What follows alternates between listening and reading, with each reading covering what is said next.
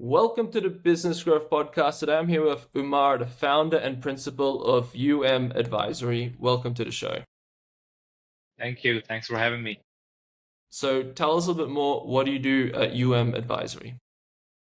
All right, great. So I've spent most of my career in finance across different roles. I've worked with big corporations such as UBS and DHL. But over time, I moved into working directly with small to medium businesses as a fractional CFO. So at Advisory, we provide fractional CFO services. And on top of that, we also provide financial modeling services, bookkeeping services, so on and so forth. So typically, we come in when companies are growing and things start getting a bit messy. So by that, I mean revenue is there, but decision making is becoming harder. And what I kept noticing is that most businesses don't lack the data. They already have reports, dashboards, and forecasts. But the real issue is that finance is not actually driving the decision. So the focus is to bridge that gap, turning finance into something that actively influences hiring, pricing, and how capital gets deployed. Nice. Yeah, that sounds interesting. And how do you guys go about doing that, impacting the decisions using the data? Because I also imagine most people, like talking wider business sense, aren't always that good with understanding numbers and making decisions on it. So how do you guys go about doing that? So right now, our focus is on building a more execution-driven model of fractional CFO support because a lot of companies have the numbers, but numbers don't necessarily translate into better decisions, especially around cash, growth, and hiring. Yeah. So our goal is to make finance more practical and tied to how the business actually operates day to day. So we go in the business, we identify the KPIs, we say, okay, this is what moves the needle for this particular business, and then we work on building systems that help surface cleaner and faster decisions. So the founders are not stuck interpreting data all the time. So the goal is simple. Finance should drive action, not just visibility, and that is the motto we have at Advisory. Right. And do you have like any examples of like a system that you implemented and what that kind of like looked like and how that helped with the decision making ultimately?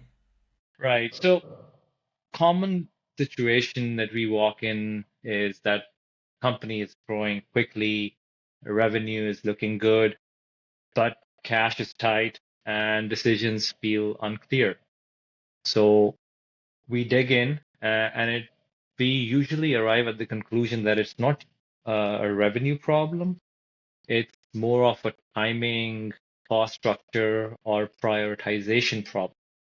So, it's primarily that the costs are too high. The revenue looks good on paper, but the costs are too high, and that's really absorbing most of the free cash flow of the company. So, and that is a recurring trend we see in a lot of companies. So we connect the numbers to the actual decisions, like hiring timing or pricing adjustments. And these are the wins, and the things start to stabilize pretty quickly. So again, less about new data and more about using existing data properly. Right. And then how do you see like the industry changing for Advisory? So currently, for Advisory, what we see is that we have a lot of small to medium businesses, and there is a lot of traction around moving from reporting to decision making. So a lot of value came from producing accurate reports and forecasts in the past, but now we have better tools, we have AI, and that part is becoming faster and more automated. So the real value is now shifting to judgment, helping businesses decide what to do next, not just explaining, what already happened. Yeah, looking more future rather than Exactly. past, Forward looking, essentially. forecasting rather than backward looking in the rear view Yeah. mirror. Yeah. Yeah, gotcha. Okay. And I know when we spoke last, you said one of the like goals for the business is to keep growing it as well, acquire a couple more clients. Can you tell me a little bit more about that in terms of like what's your strategy to keep growing the business? Yeah, so right now, with this execution-focused fractional CFO model and less about reporting numbers and more about helping businesses actually make better decisions. So the focus is really on building the systems that make those decisions faster and clearer, going out, reaching out to the small to medium businesses with clear use cases as to how exactly we come in and help them create an execution focused model. We show them exactly why you are not stuck interpreting the data. What are the KPIs for your particular business that we have quickly identified? Yeah, And how can you focus on those KPIs to execute on your plans and your ambitions? So giving them kind of a roadmap uh, yeah. with making finance a core part of how the business operates. So that becomes a powerful message, if you communicate it, that way. Right. Yeah. So basically showing like communicating how you can add value to Yeah, working with exactly. them. Right. Exactly. Exactly. Yeah. Okay. And then what's kind of your approach with this? Like how are you reaching out to these business owners? And also, I guess, how are you identifying who to reach out to? Yeah. So basically, we try to keep the outreach very targeted and relationship driven. So instead of mass messaging, we focus on identifying businesses where there's a clear need, usually where they are growing and starting to face complexity around cash or decision making. Once we have identified those target audience, then it's about starting a conversation. I do see a lot of fractional CFOs and companies just all of a sudden just start pitching. But we try to share an observation or insight that's actually relevant to them. So it's a, it's a slow process, but over time that builds trust, and most of the work tends to come from referrals or those initial conversations that start to compound.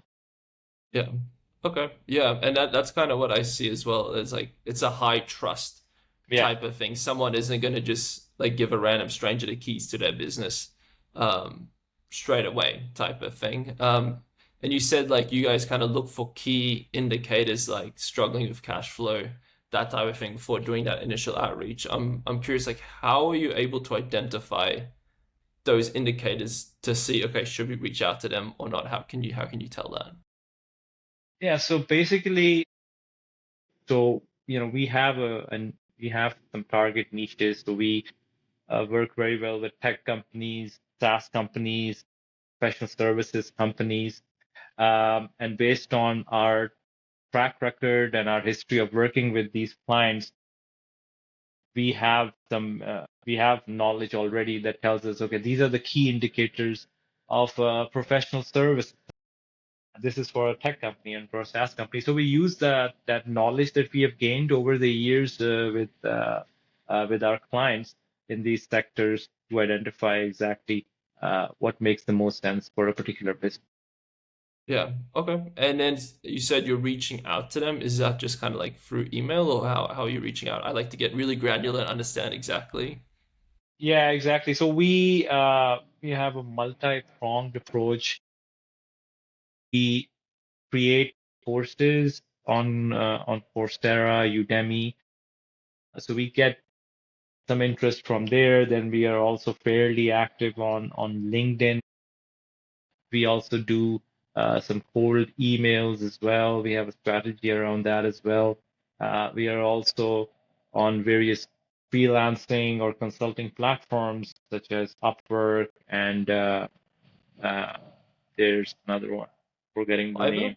Yeah, Fiverr is kind of not a fit for our particular Yeah. use case. Um, Catalan is another one. Yeah, yeah. Okay. Cool. Yeah. And then changing gears a little bit, what is one of the things that's like working well for you guys? And what's one of the things that is not working as well as you would like? Yeah. So one thing that's working well for us is that, we have a very low churn rate. So the customers that we acquire, this tend to stay with us for a long period of time. Uh, that has worked well for us.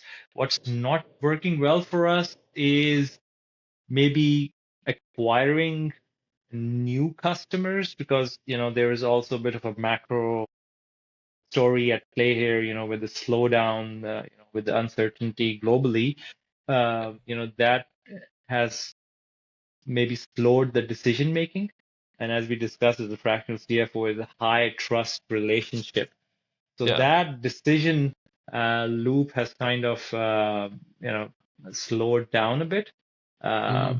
we're just trying to focus on the things that we can control. Yeah. Yeah, Yeah. gotcha. Okay.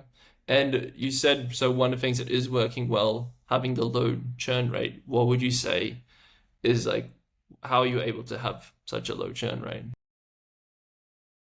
I think for all of the customers, we try to ensure that we deliver quality and we focus a lot on timeliness. Um, so the clients that we have, they can reach out to us, basically at the drop of the hat. So that kind of builds trust, providing the quality and also having regular conversations with the clients on a monthly basis um, also gives them the confidence that okay, advisory is working for us. They are always available for us. So that definitely helps a lot. Yeah, yeah, definitely. And then how about, is there any new like systems or tools or processes that you guys have implemented into Advisory recently? So yeah, we have actually jumped on the AI bandwagon, but we have kind of become a little bit focused on that. We try to keep the systems and processes very simple and decision focused. So what we have done over the past few months is, a mix of a clean financial model, uh, ability to create a lightweight dashboard, um, and that is something that we have automated and we can turn it out reasonably quickly. Uh, Key again is not over engineering it, but we go in the business, we understand the KPIs, and we can turn out a clean financial model and a lightweight dashboard relatively quickly.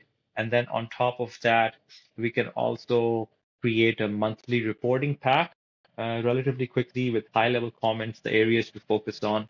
Um, so these are the three things we have automated over the past. Yeah, okay, nice. And what's like the infrastructure? Like how did you go about building those things? Yeah, so basically, first understanding the business. So we conduct like a detailed Q&A with the prospect, and then once we map down, exactly what the business is after, what are the pain points, uh, based on our knowledge, uh, we actually use AI then as well to clean up all the data, align everything around the few key decisions that the business needs to make. Then a simple system is built around that. So at the back end, we have Excel files, we have the CSV files, uh, we have Python scripts running, and then we also have a database based on our interaction with other clients that we can use to identify what are the benchmarks for that particular sector, where should the net revenue be, where should the profitability be, what's the average EBIT of that particular company. So yeah, so at the back end, we have a fairly complicated system, but it works. We can churn out a clean model and a focused dashboard and a regular Right. review cadence on the back. Right. Okay. And then what is next? Is there any other cool projects that like Advisory is working on internally at the moment in terms of like that you're looking for AI automation, or is there anything that you guys are working on in terms of that? I think so. We are going to continue to hone in on making finance more integrated to how businesses operate day to day. So the idea is to have better tools and with AI to make reporting faster and more automated. So the focus is really to shift how quickly and clearly business can make decisions.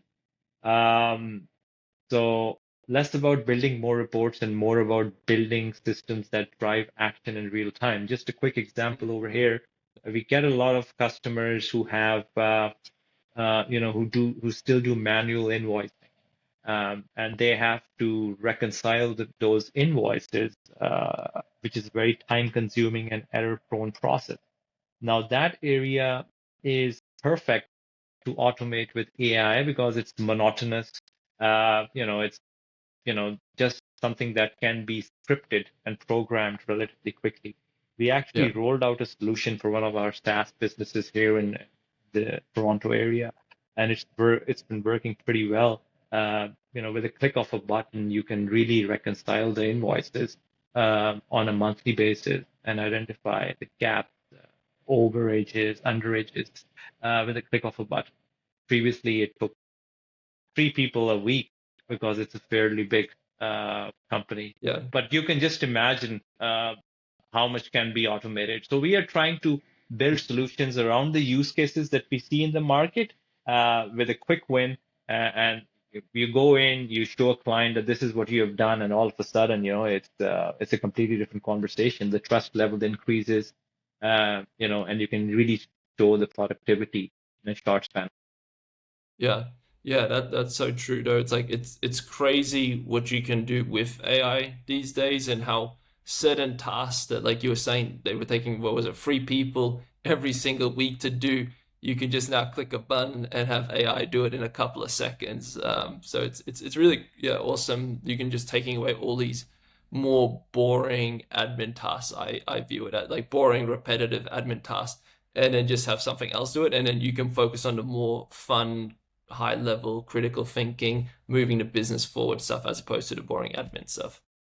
Precisely, because I have not come across a single person in my career who really enjoys reconciling invoices on a monthly basis. I mean, it's Yeah. also very error prone. You have hundreds of thousands of invoices, and uh, the interesting part comes after the analysis is done and you identify, okay, this company has not paid us, and the trend has been that this company you know, uh, has delayed paying us for the past 90 days. Now that's a completely different situation. And that's where you can move the needle. You can have a conversation with that particular corporation and see, what the problem is over there, what's the gap, and then all of a sudden, the customer comes to you and says, "Oh, I did not get that data," and then basically you start improving your internal processes so that you get paid on time every time. A small automation process can drive a company forward in leaps and bounds, and that is Oh, what we are seeing. yeah, 100%. I know we're starting to run out of time here. It's really flown by quickly. How about let's finish on what has been some of like the most valuable lessons that you've learned in business? I think um, basically, I think if you stick to the basics, that is far more important than coming up with a complex system. Clarity beats complexity every time. Yeah. Early on, there's a tendency to build more models, more reports, more detail, thinking that will lead to better decisions. The opposite is true. In reality, the businesses that perform best are the ones that stay focused on a few key drivers and act on them quickly. So simplifying and prioritizing is far more valuable than adding more analysis. Otherwise, you then struggle and you suffer from analysis paralysis that I've seen a lot of small to medium businesses. They have all the data, they don't know what to do next. There's no clarity. It's overly complex. Yeah. Right. So just stick with the basics, and Exactly. then yeah, yeah, that's so true. Yeah, it's kind of like a minimal viable product a little bit as well. And yeah, the more information you have, the harder it is to know what to do, and just focusing on these are the key things I need to do um, to move the needle, basically. Exactly. Yeah. Minimum viable product with small incremental improvements Mm. always tends, companies that follow this always tend to outperform the co other companies that, come up with more complex processes. Yeah. Uh, that's something just not Yeah. quite. Yeah, definitely. Well, it's been great having you on the show. Where can people go to learn a little bit more about you and like what you guys do? Well, you can follow me on LinkedIn. My name is Umar Manzar. I also have a business page, UM Advisory Inc. I'm also have another company called Axial, Axial Consulting. You can follow that page as well. We always come up with blogs and interesting articles. I think you will find useful. But thank you very much for having me. It was a pleasure. No, no worries. Well, I'll include those links in the show notes below so people can find you. You guys have been listening to the Business Growth Podcast. Until next time, keep growing.